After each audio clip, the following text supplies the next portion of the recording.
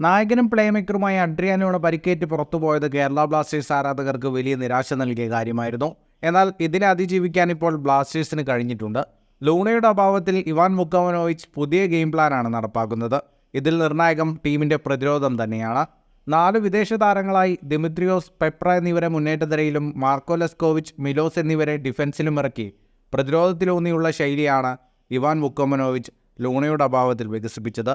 ഈ ശൈലി വലിയ വിജയമായി മാറിയതിൽ പിൻനിരയിൽ കളിക്കുന്ന മാർക്കോ മിലോസ് സഖ്യത്തിന് വലിയ പങ്കുണ്ട്.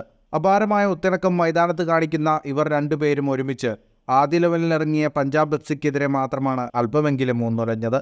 എങ്കിൽ പോലും 3 മത്സരങ്ങളിൽ 3ലും ക്ലീൻ ഷീറ്റ് നേടാൻ ബ്ലാസ്റ്റേഴ്സിന് കഴിഞ്ഞു.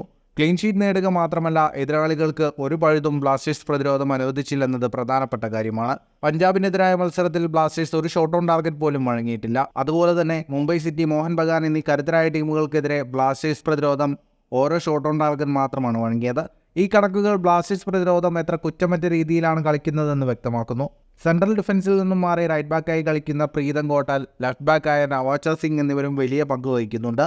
സീസൺ തുടങ്ങിയതിനു ശേഷം നിർണായകമായ സേവുകൾ കൊണ്ട് ടീമിനെ രക്ഷിച്ചിട്ടുള്ള സച്ചിൻ സുരേഷിന് ഇപ്പോൾ കാര്യമായ പണിയില്ലെന്നതാണ് വാസ്തവം. കഴിഞ്ഞ മത്സരങ്ങളിൽ തന്നെ പരീക്ഷിക്കുന്ന ഷോട്ടുകളൊന്നും താരത്തിന് നേരിടേണ്ടി വന്നിട്ടില്ല.